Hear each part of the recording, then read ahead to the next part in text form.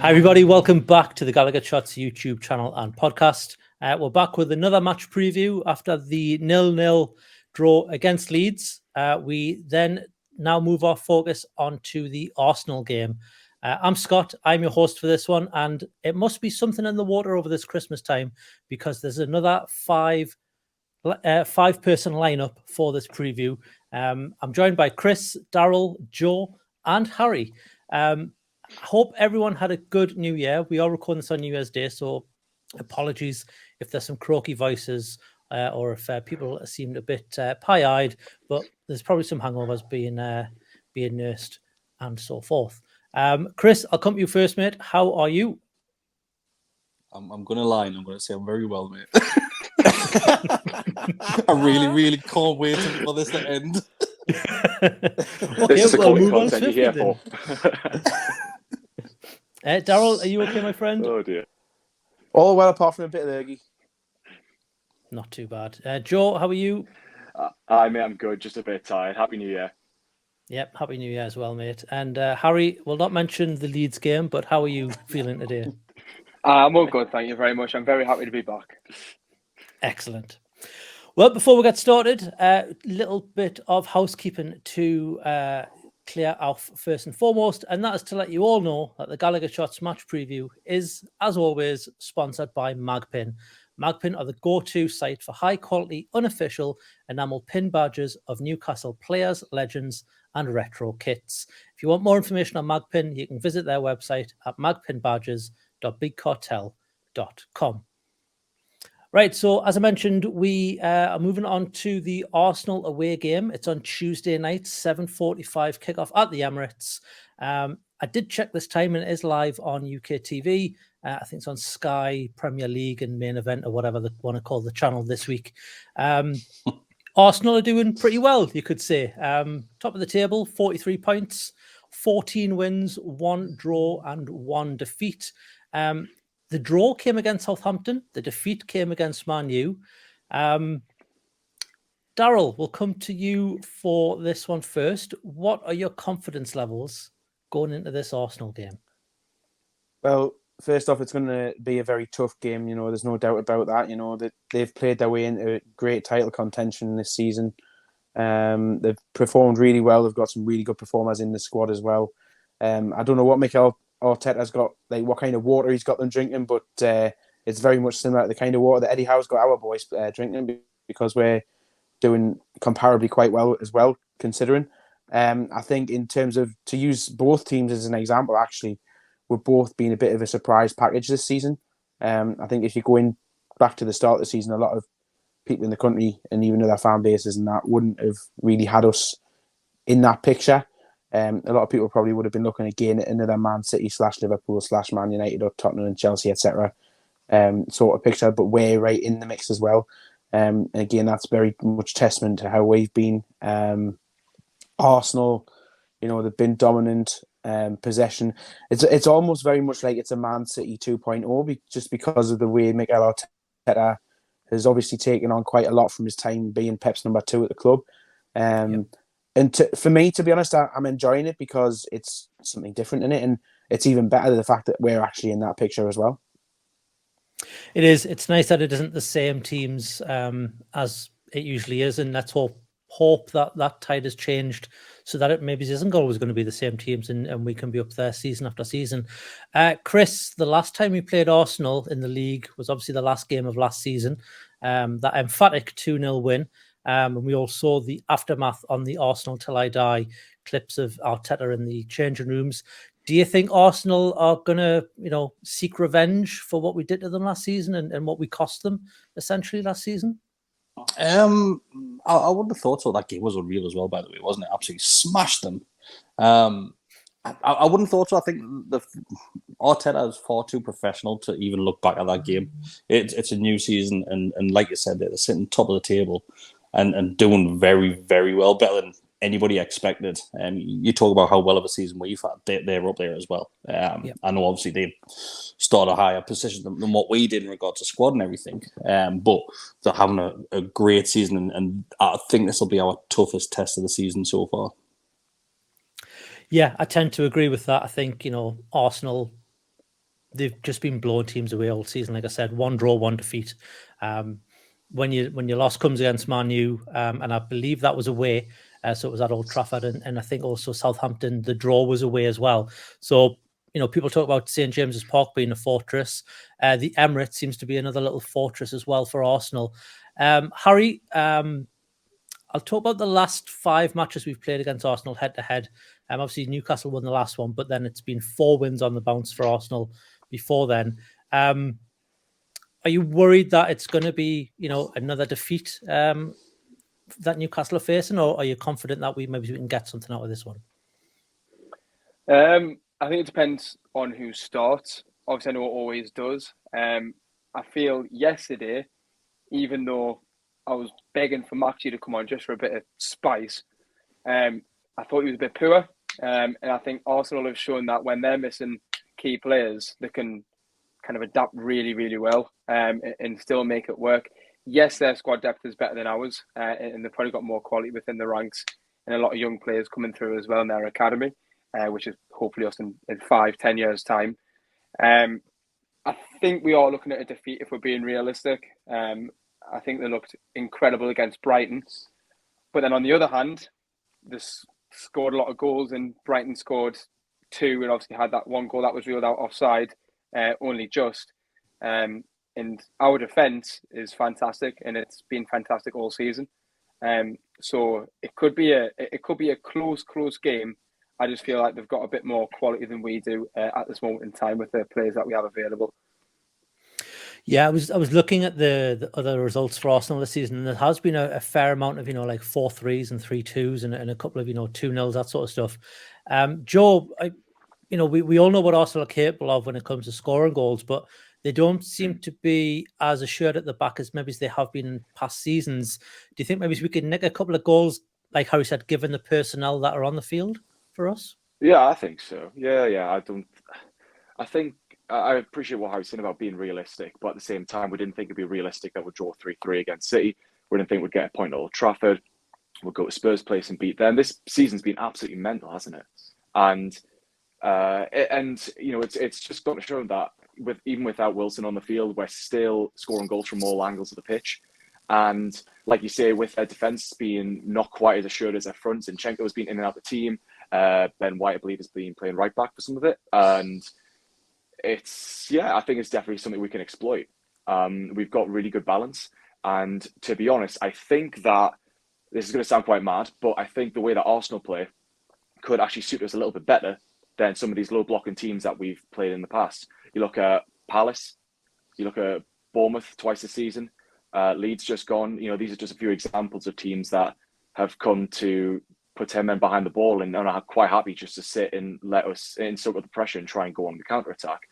We tend to have, a bit more luck against teams that open up that space at the back and are willing to sort of, press forward a little bit more. So it's going to be really interesting, actually, and how we deal with Arsenal's quality is going to be a real test of where we are going to go this season. But I think, I think there's definitely weaknesses there to exploit, and I'm quite looking forward to seeing how Eddie Howe sets us up.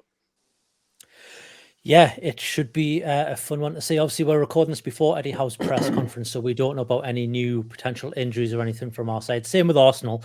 I'm going to go over what I found online based on it, and I don't think there's much changed. But Arsenal obviously have Jesus, who's out long term, and Nelson, who's out long term, and there's Emile Smith-Rowe, who I think is back in training, but I still think it's a bit early for him to return. Daryl. Those names are obviously big misses for Arsenal, but they have such squad depth, and they still have a lot of players that can hurt you. They proved last night against Brighton that even without Jesus, they can still score goals. So, the goal scoring threat from Arsenal is there. Does that have you worried about our defence at all? A little bit it does, yeah, Scott. Obviously a lot of their attacking play goes through Odegaard as well, so he's probably the man that we need to be targeting and shutting down quite early on. When we're trying to regain possession. I think he definitely got an assist, at least one assist last night for the Martinelli goal. And it was a brilliant one-time pass, much like an old-time John Joe Shelby pass over the top from the centre of midfield, and it was just right around the corner and played him straight in. they have got goals coming from quite a few areas of the pitch as well. It's not just it's not like a Man City where they're just relying on Haaland to bang everything in, and a little bit more like us because we've got quite a few goals coming from different points within the team as well. And it is, like Joe says, I think it's actually going to be a really interesting game to see because it is going to be two teams that like to advance and go forward with the ball. They're certainly not going to be sitting in deep against one another. But again, our defensive record this season has been absolutely superb. So it makes you wonder just how much of a test this will be. I mean, I think it will be their biggest test in terms of an offence. It's probably as big a test since the Man City game. And it will be very interesting to see how they'll do it. I don't think it'll mean that Arsenal get a lot of goals. And I also think that the fact that they conceded a few late goals last night against Brighton is a sign of encouragement for us that we can actually get at them and cause them problems as well. Absolutely. I think the game's there to be won. I think it will be difficult, but I think, like you say, we seem to do better against teams that want to give us a game as opposed to just want us to take the game to them. I think Joe's already mentioned that. You look at the teams around us in the table that have already played. We only lost against Liverpool, and that was in the dying embers of that game. Apart from that, we've got draws against Brighton, Man City, Man U, and then beating Chelsea and Spurs. Gone, I think, are the days where we would go into this Arsenal game and expecting, 4-0, 5-0, 6-0, whatever. And I think it's now time to be like, okay, what can we do to them? And that turns our focus onto Newcastle. Start with the injuries first, Kris. Obviously, Target was missing at the weekend. Didn't really know too much about it until afterwards. Turns out he's got a heel injury, I think it was, or an ankle injury, I think Eddie Howe said. We'll probably find more about that on Eddie's presser, which will be tomorrow or Monday, as we're recording this on the Sunday night. Do you think it's possibly too early for Isak to be on the bench or to feature at all? Well, I was going to bring this up, Scott. Let's say if Isak was fit, I don't think he will be. I think it's still a bit too early. And if he is on the bench, it'll be a cameo appearance we'll ever see from in the next couple of games. But I was just imagining this would be the perfect game for Isak because not many people know much about him, similar to when he started against Liverpool and didn't know how to handle him. And I just wish he was fit enough to be starting this game against Arsenal because it's just that's something which I don't think they'd be able to handle because they're just, in regards to history at this football club, it's very little what he has in regards to on-field minutes. But other than that, I think it's probably going to be unchanged side. Same as what maybe Wilson might come in for Wood because obviously he came in for the last 20 minutes, which is obviously a huge bonus for us because I thought Kris Wood probably had one of his prior games against Leeds. Like I said on the last preview, confidence is always high when Wilson's name's on in that starting 11. And I think I want to throw this back to you, Scott. Do you think we'll just keep to our normal game plan where we'll go forward from the first second of that game starting? Or do you think we'll try and sit back for a little bit? Because the defence is solid. Yeah. I think it'll be very similar to the Man City game. And although that was a home game, I think we'll just be, all guns blazing to go. Because I also think our next two games are cup games. And although, we've got Leicester in the EFL Cup and it's a hard trip to Sheffield Wednesday as well, the players will want to go out. If you want to think of it, go out for the league to the cup on a high. So I think Eddie I don't think he has that mindset of going, okay, we're going to change the way we play. We'll play how we play because that's how we play. I know I said we play about 6 times there, but you know what I mean? Like it's just for me, I don't think Eddie's the type of person who will be like, okay, we need to adjust the entire game plan. There'll be tweaks here and there to help, combat Arsenal and actually, maybe just, nullify some of their players. We mentioned Odegaard. Martinelli's another one that I think we need to keep an eye on. And obviously you've got Saka as well on the other side. Like Daryl said earlier on, it's Arsenal. It sounds ridiculous to say, but Arsenal is all very similar to Newcastle United at this minute, where there's that many dangerous players that can score goals from anywhere on the field. You can't just single out one player because if you look at it from Newcastle's point of view, if you single out Bruno, you've got Almiron who's on 5, you've got Trippier, you've got Joe Linton who's dominating over the left-hand side, you've got Willock who's having decent performances. So I don't think we can single out one player. It's just the best team on the day will win, won't it? It will. And talking about the team, you mentioned there you'd probably expect Wilson to come back in, but mostly unchanged from that. Is there an argument for St. Maximin potentially getting a start for this one? I'll pass this one over to Harry. You mentioned at the start that you thought St. Maximin was a bit poor against Leeds, but when it comes to Arsenal, do you start St. Maximin? And if you do, and I'm going to put a little counter onto this as well, we'd obviously move Joe Linton into central midfield to help with covering with Dan Burn. So then who gets in, if you think of a Longstaff versus Willock, who do you play then between those two? So first part of the question, does Saint start? And if he does, who then starts over Longstaff against Willock? I don't For you, think that I'd is, want to obviously see, we're not picking the team. Yeah, I don't think I'd want to see Saint start. I think that Willock and Joe Linton kind of duo on the left's been working very, very well. And it kind of helps as well within kind of the transition periods of getting caught out in possession. Because you've got two players who can play on the front foot but can also defend. Yeah. So I'd like to see him come on the pitch. I feel like he can give you that the change to the game that you need. I just thought against Leeds, he kind of would pick the ball up, turn around and see if he could run. Couldn't, would pass it and stay in the same position and just keep dragging himself closer and closer to the line.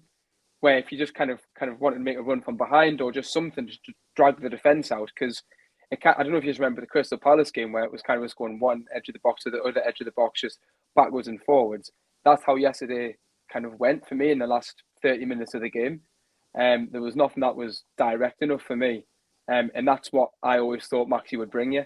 I thought he kind of has that directness where I'm just going to run at you and see what happens. But that came from Joe Linton. Do you not think the difference, Harry? If you look at the way Leeds was sacked, because I thought Saint done all right when he came on. I thought he did well. So if you look at how Leeds played in the last 20 minutes when Saint came on the field, it was 11 men behind the ball, so he hasn't got much room whatsoever. Against Arsenal, he's probably going to find a lot more space down that left-hand side because they're going to be attacking the game. I'm not saying I want him to start. No, yeah. That's true. I mean, that's why, I suppose if they're right side similar to our right side, we could both have a field day down at that side of the pitch. Because I always, I know you said about the Longstaff Willock, and I'll get back to that in a minute. But I was worried about Kieran Trippier against Arsenal because if you looked at that Martinelli break, that goal that they scored, where it was just one pass over the top. Yeah. Trippier will be nowhere to be seen in that occasion. Trippier will be still on the edge of the box with Almiron playing something or that. But then he's not fast enough to get back either. And then so it's just, that does worry me on that side. But you are right in what you're saying, Chris, that if they are on the front foot as well, you might have that more space and that room to move into. So I think I'd like to see Joe Linton and Willock start. I'd like to keep it the same. If Maxi does start, I think you stay with Longstaff in the middle to kind of have a bit more kind of defence within that midfield. I think if you start Willock, you're in a bit of trouble because you've got three midfielders who enjoy getting up the pitch. But yeah, don't start Maxi, bring him on later if the game's going the way that we all think it will. Awesome. Thanks for that intricate answer, Harry. In terms of the rest of the team, I think that it's sounded pretty much really stalky, Scott. Sorry, no, I didn't mean that. No. I was thinking where we're going from here. Oh, God. No, in terms of the rest of the team, I think it's pretty much picking itself. Is Martin Dubravka getting on the bench at all for anybody? No. We'll let Joe answer this one. No. It's a weird one, isn't it? It's such a strange transfer. Do you think there's a bid coming in for him? Do you think there's already been discussion that's why Dubravka's back? Hey, listen, nothing will have changed between August and now in terms of what Dubravka wants. I mean, don't get me wrong, he is a good keeper and he probably deserves to be a number one at a Premier League club. Yeah. I don't think he's happy to settle on the bench. I mean, we are going pretty far in the cup competitions, but at the same time, we're in the quarterfinals now for the League Cup, so you'd be expecting Pope to start then. FA Cup maybe, but then is Dubravka going to kick about just to potentially get a spot in the early rounds of the FA Cup? I don't think so. So yeah, I wouldn't be surprised if we see him out the door in January. He's not. I don't think we'll see him again for the club. It's a bit of a shame. He's been a really good servant. I don't think anyone can question that, but it is what it is. And yeah, it'd be interesting to see what happens over the next 4 weeks with regards to him. Didn't end well. And Karius, actually. No, it didn't. And it's a shame because he came in when we really needed him. And it's funny when goalkeepers get brought in, it's only when they start, you don't really think you need one. And then as soon as they start doing, these match saving, like saves in things like that you realize, oh God, actually we did need it. Same thing with Pope. He came in and we, before we kicked the ball, we were like, do we need a keeper? Really? But my God, imagine if we didn't have Pope. So I can see him going out the door. What happens with Karius as well is an interesting one. No word about him. Eddie Howe was asked about in his press conference. He said there's been no update so far on his future. I think there's discussions happening, so we'll see about that.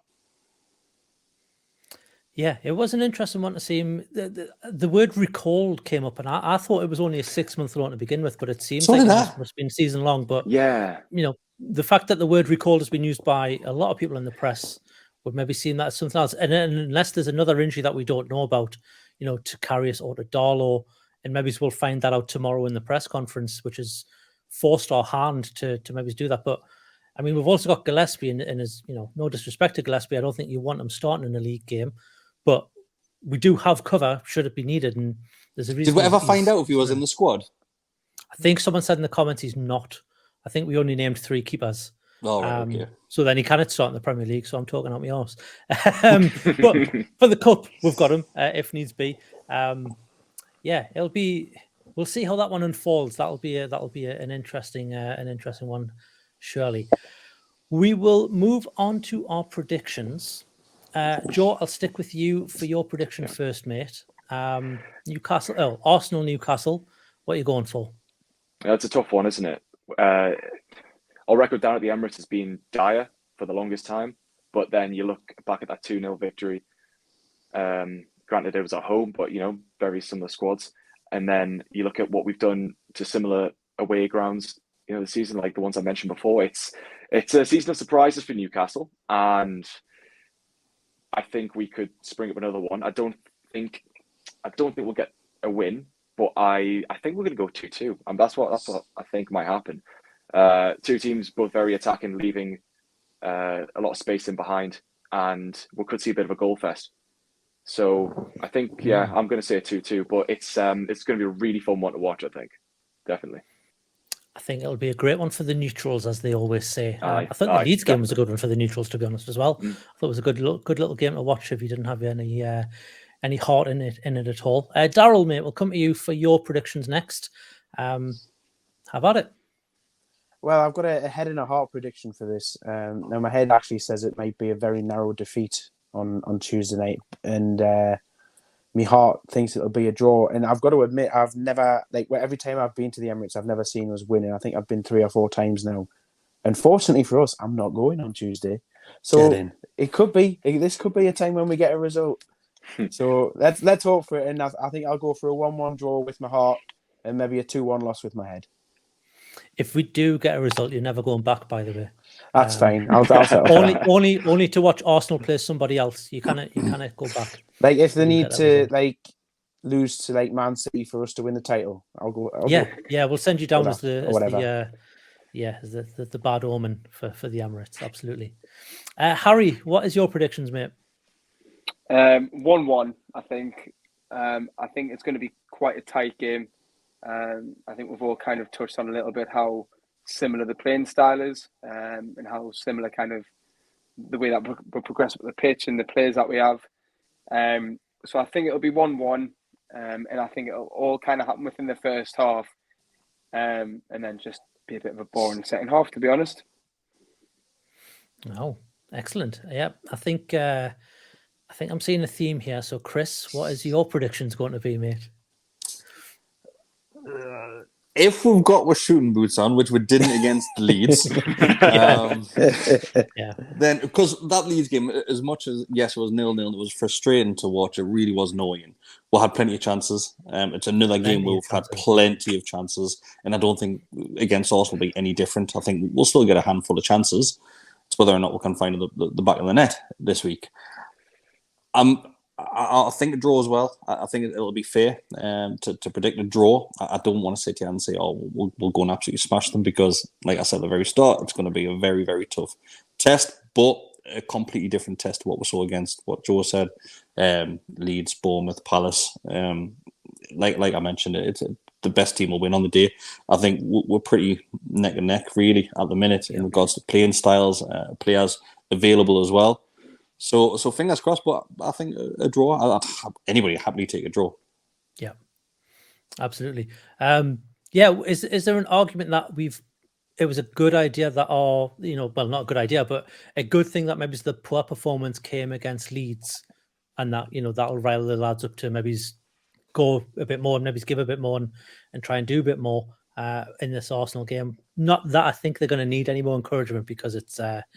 We all know it's a top of the table head to head for Arsenal and us. I think Scott. I think that the need to keep their heads because we saw the dying minutes of the Leeds game. The players were getting frustrated. Maybe they fed off the stadium and the fans inside there as well because towards the end it started turning and we were getting annoyed and you could see the players were.